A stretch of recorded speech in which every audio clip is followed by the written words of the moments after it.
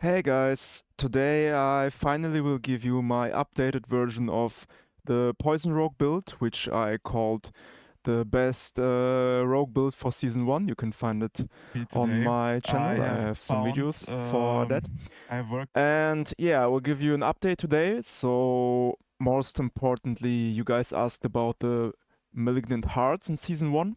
So, I will give you that. And also, I changed a little bit in my gear and paragon. And after I do this, I also want to give kinda FAQs. So many of you have asked me the same questions over and over again in the comment section. So I will try to answer these questions in this video, so you don't need to ask me again. So yeah, but I will start with the short update on this guide. So let's start with the hearts. I already have updated them on the Maxtroll planner, but yeah, I will try to explain you why I picked this heart. So the raffle heart for this build is the one. I think you can also find the name here. Yeah, Caged Heart of Creeping Death. So for me, this is a very pretty much obviously one, but some of you have asked me in the comments if you should use the Barber heart, but the Barber heart unfortunately doesn't work with poison imbuement as far as I understand it.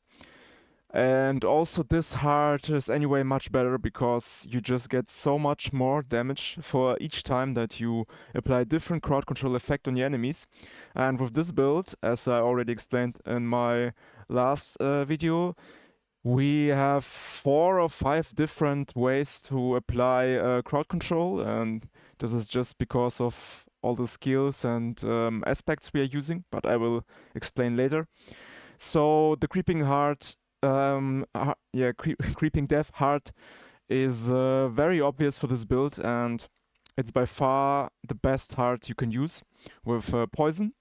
And this will just, increase your damage by a very large amount, and I think this will just be crazy. So the second heart is the Caged Heart of Revenge. And we actually don't care about the second part of this, so like the 20,000 fire damage. It's actually not important. The most important aspect of this heart is just the 20% damage reduction. So you can just see it as another damage reduction legendary aspect on your gear, and it's very helpful if you try to push for higher tiers like Nightmare 100, or maybe also Lilith, Lilith Uber Lilith kill. So yeah, this heart is very good defensive wise. So the second best heart for this build. And the third heart, this one actually you can test some things on your own. So the third heart it really doesn't matter that much. Here I suggest you to use the Caged Heart of Trickery. But like I said, it's not that important. So you want your Creeping Death Heart, you want your Revenge Heart, and the third one is kind of up to you. I think Trickery is kind of cool because since we always use Poison Trap in every combat, then what Heart of Trickery will do is it will just lay down the Shadow Decoy Trap, which will taunt enemies. And then we have a very nice interaction here. So because we are playing with concealment and also with the advanced concealment, or actually I don't know the name of it, the subverting stealth version of concealment, we will apply a 6-second vulnerability to the first ability that breaks concealment. And in our case, this ability is always poison trap, so we go into stealth mode and then lay down our poison traps. So the first poison trap will also lay down this shadow decoy trap with the trickery heart. So the enemies will just attack kind of your first poison trap. And for this reason, I think it's pretty cool interaction because you will benefit from this vulnerability ability much more than before. because more enemies are inside your first poison trap. So that's why I choose this heart, but you can also try out some other hearts. First, in the beginning, I thought the heart that gives you a chance to slow the enemies is pretty good, but then I realized the knocking back ability is kind of downgrade for this heart. So yeah, it's actually useless after realizing that it's very annoying knocking back the enemies. So, but yeah, you can try some hearts as you like. So, other things that I changed on the gear, I think I only changed some of the weapons. So, now I also try to reach some more nodes on my paragon board. That's why I'm prioritizing all stats as a very good affix. So, all of my weapons have the all stats on the weapons now. And also, if you maybe if you saw one of my recent videos, like it's called Core Skill Damage is OP.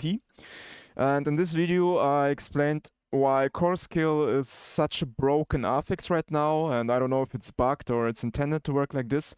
But Core Skill Damage increases your poison damage by a very significant amount. So that's why I have core skill damage on all of my weapons now. And yeah, you will, if you try this out, you will realize that your damage will just scale very good with core skill.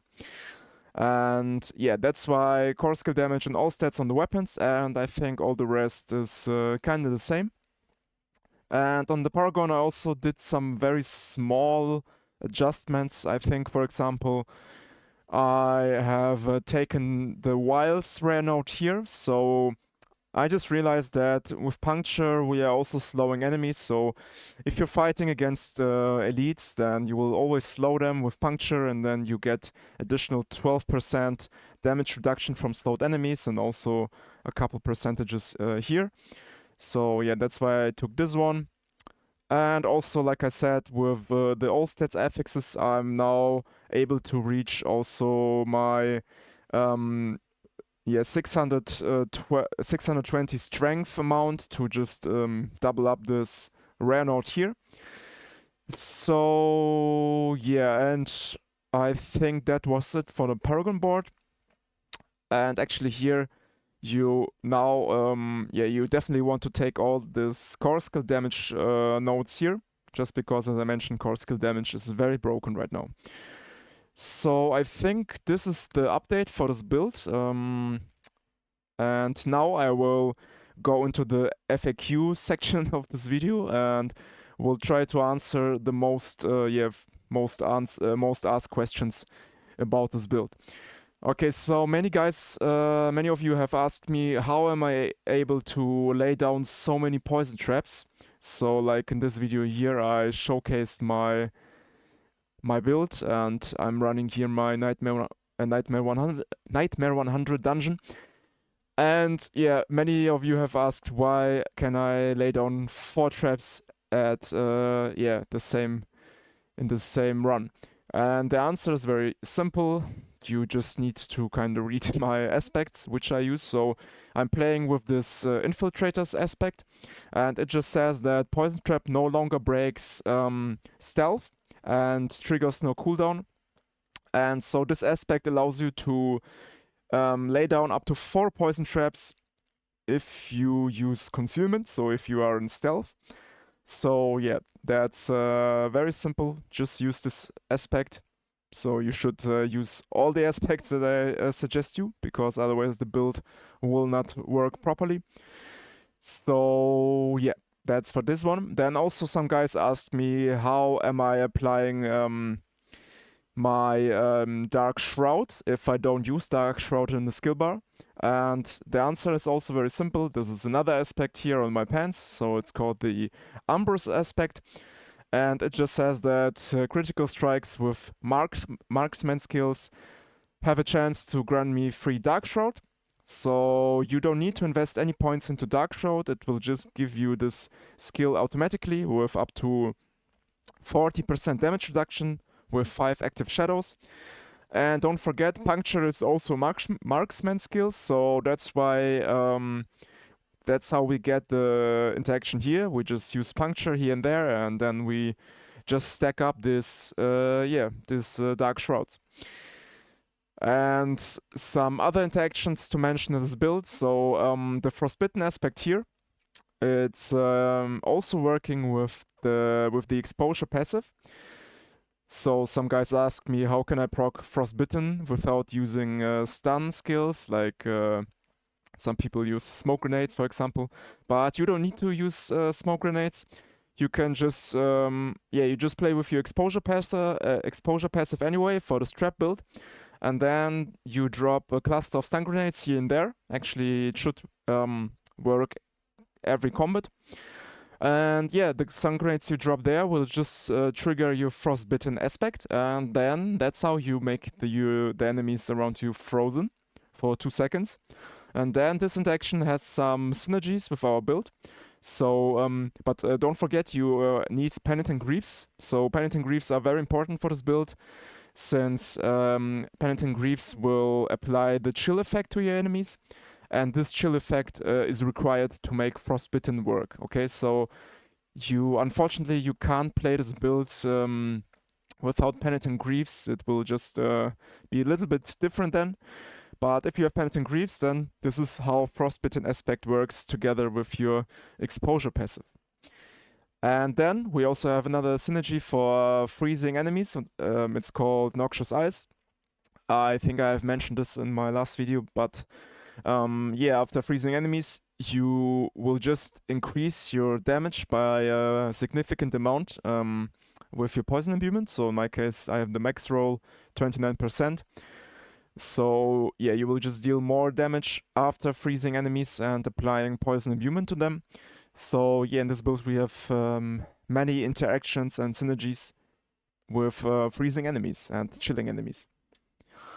I think these were the most frequently asked questions, kinda.